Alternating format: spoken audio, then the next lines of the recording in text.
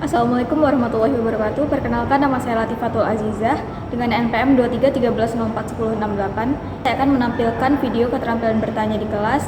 Selamat menyaksikan.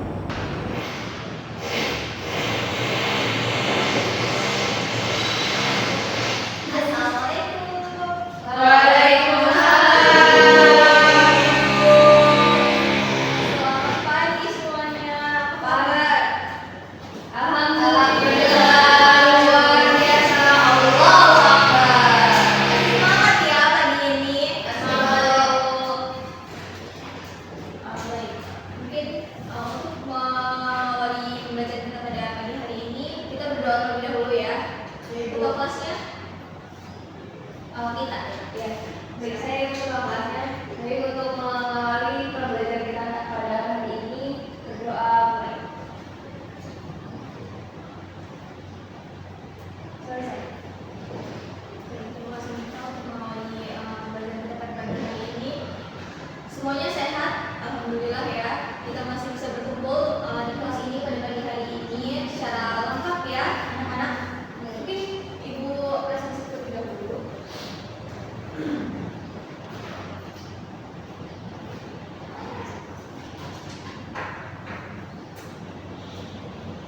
Deswita hadir Ibu Sita, hadir Ibu Agnia, hadir Ibu Rosi, hadir Ibu. Ini benar kelas 12 kan? Benar Ibu. Ibu tidak salah kelas ya. Benar Ibu. Baik, nah hari ini kita akan mempelajari mengenai menulis esai berdasarkan hasil riset. Minggu lalu kita sudah mempelajari apa namanya? Mengenai kosakata. Menurut kalian nih, setelah mempelajari materi mengenai kosakata minggu lalu, apa sih pentingnya kita mempelajari kosakata di dalam suatu teks? Ada yang bisa? Baik, kita silakan. Jadi kita mempelajari kosakata untuk menambah wawasan dan pengetahuan kita agar kosakata yang ada pada KBB itu semakin kita ketahui dengan baik. Baik, betul sekali ya yang disampaikan oleh Deswita, karena pada setiap tahun KBB itu mengalami melakukan suatu pembaruan gitu ya. Jadi setiap tahunnya pasti ada kata-kata baru yang dimasukkan di dalam KBB. Seperti galgah ya. Betul sekali, seperti galgah ya, yang baru disebutkan pada tahun ini. Mungkin Dari iya betul sekali, Ibu juga sering menonton ya. Ternyata bisa masuk ke dalam KBBI. Nah hari ini kita akan membahas mengenai menulis esai. Berdasarkan suatu riset, keterampilan penting yang memungkinkan untuk kita untuk menyampaikan temuan penelitian dengan cara yang terstruktur dan meyakinkan. Nah ada beberapa bentuk dari suatu penelitian, yaitu ada apa? Pengamatan, penelusuran pustaka atau studi pustaka, dan percobaan. Nah anak-anak ada yang tahu nggak apa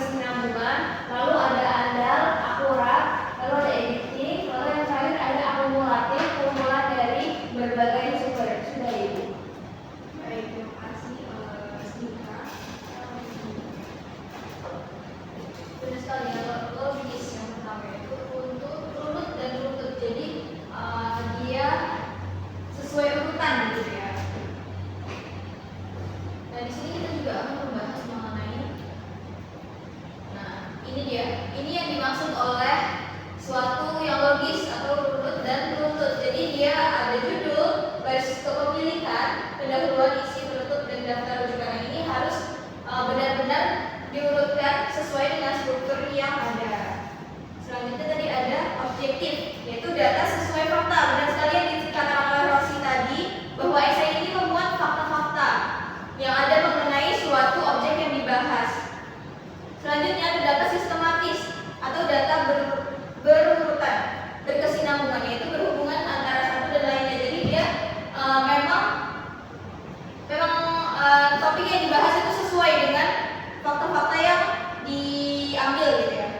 Selanjutnya terdapat andal atau akurat, jadi tidak ada suatu opini yang salah gitu ya. Nah, selanjutnya yaitu ada editing, yaitu di mana proses pengecekan suatu esai apakah dia benar-benar fakta datanya atau akurat gitu.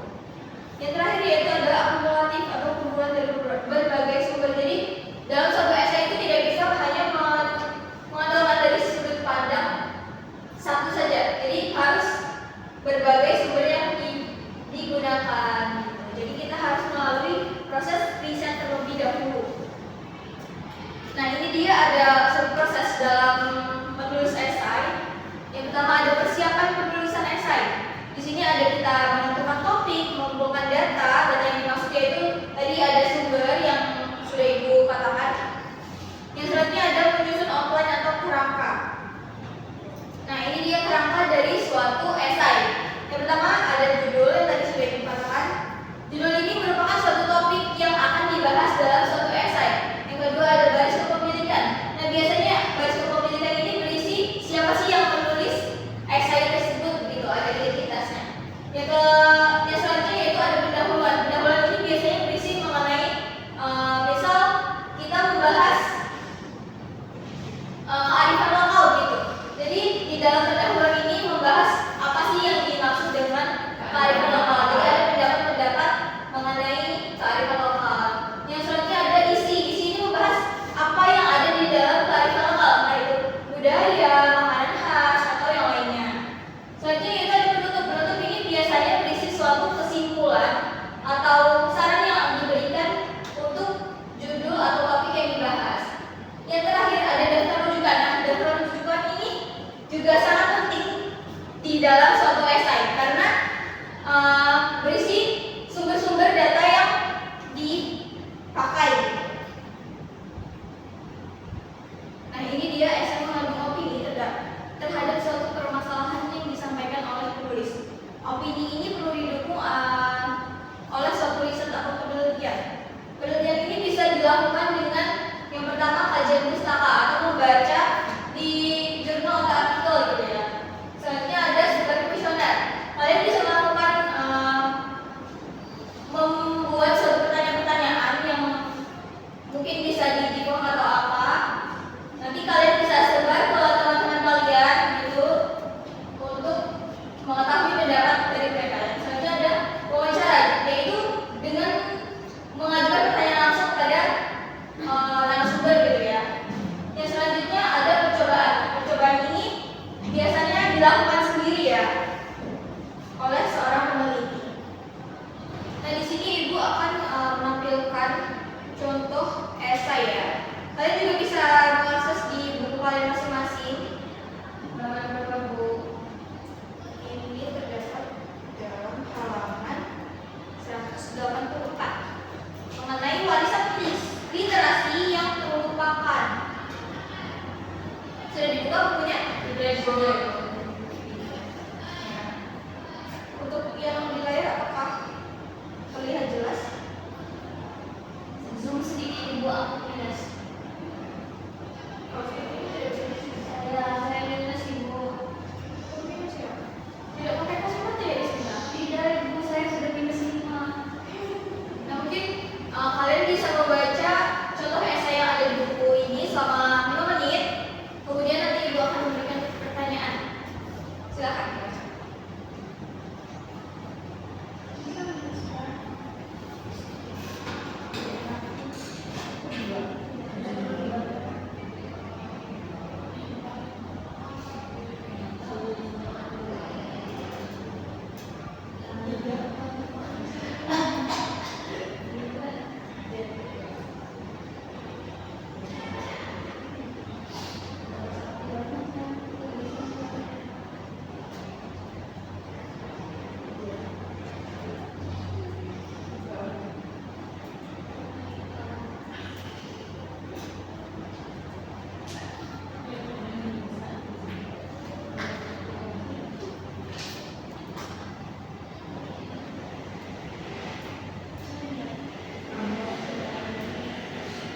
Baik, apakah sudah selesai membacanya?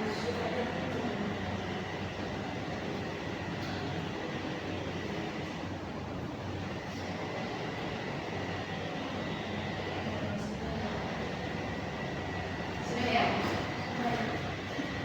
Nah, dari contoh esai yang sudah kalian baca ini, apakah esai ini sudah memenuhi struktur yang tadi Ibu sampaikan? Jadi ada apa aja? Ada judul, terus informasi penulis, pendahuluan, informasi, penutup, dan daftar pustaka. Apakah esai ini sudah memenuhi? Sudah. Sudah. Itu ada apa?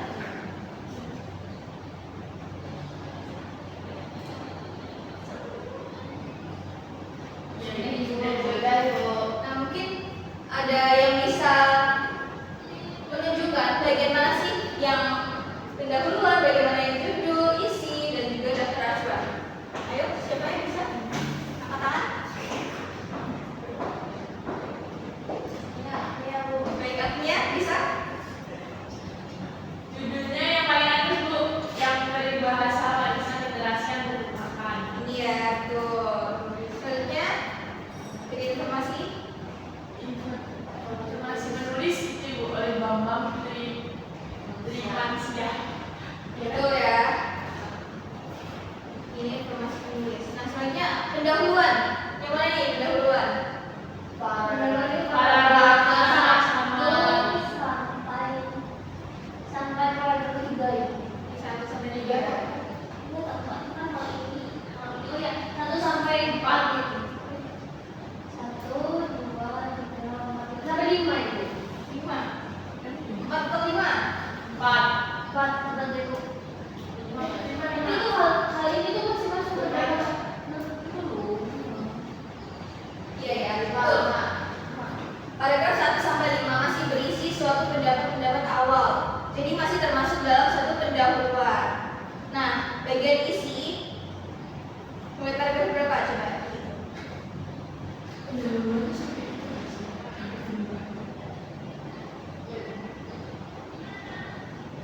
Oh, topiknya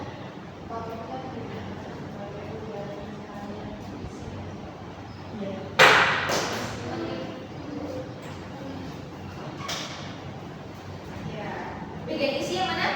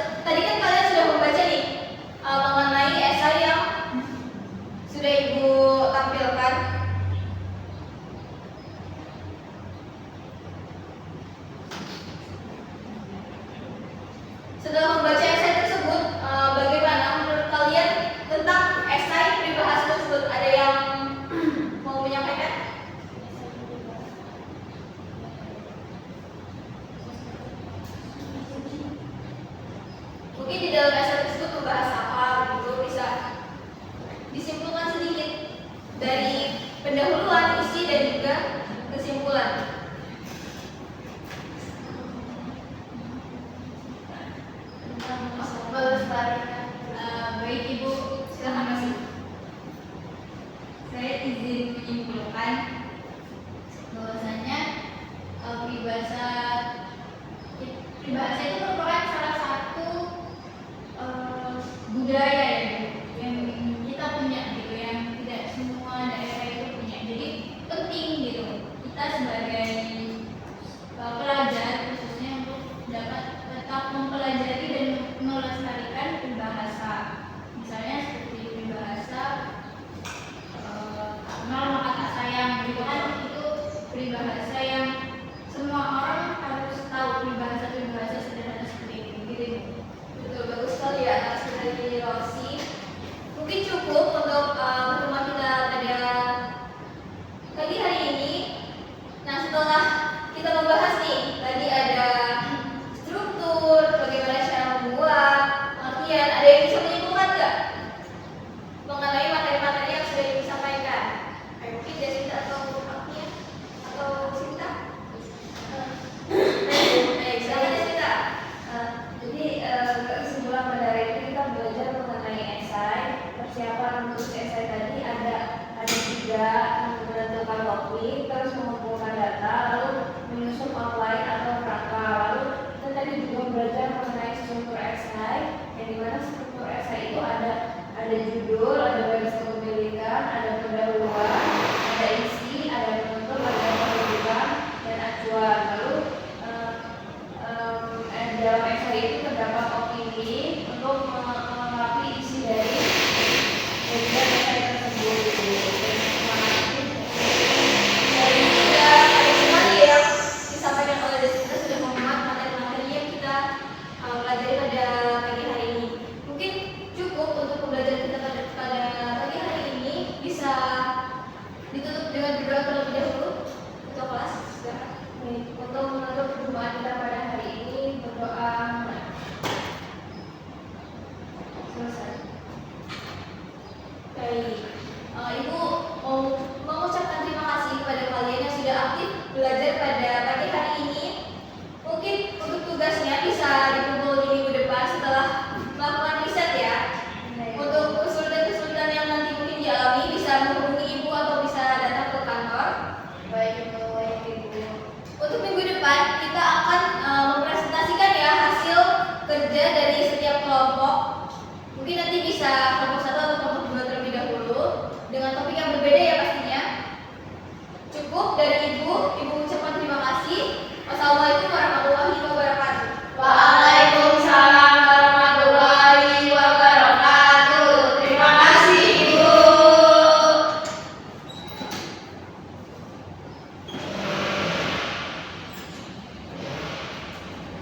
Baik, Assalamualaikum warahmatullahi wabarakatuh. Saya Sinta Octaviani dengan NPM 2313041070 akan menjadi observer lisan calon guru Latifatul Azizah dengan NPM 2313041068 pada keterampilan bertanya. Untuk komponen yang pertama yaitu komponen keterampilan dasar mengajar bertanya tingkat dasar, Latifah telah menggunakan pertanyaan secara jelas dan juga singkat. Calon guru Latifah juga telah memberikan acuan dalam menjelaskan materi, telah memindahkan giliran dan memberikan kesempatan bertanya kepada setiap siswa.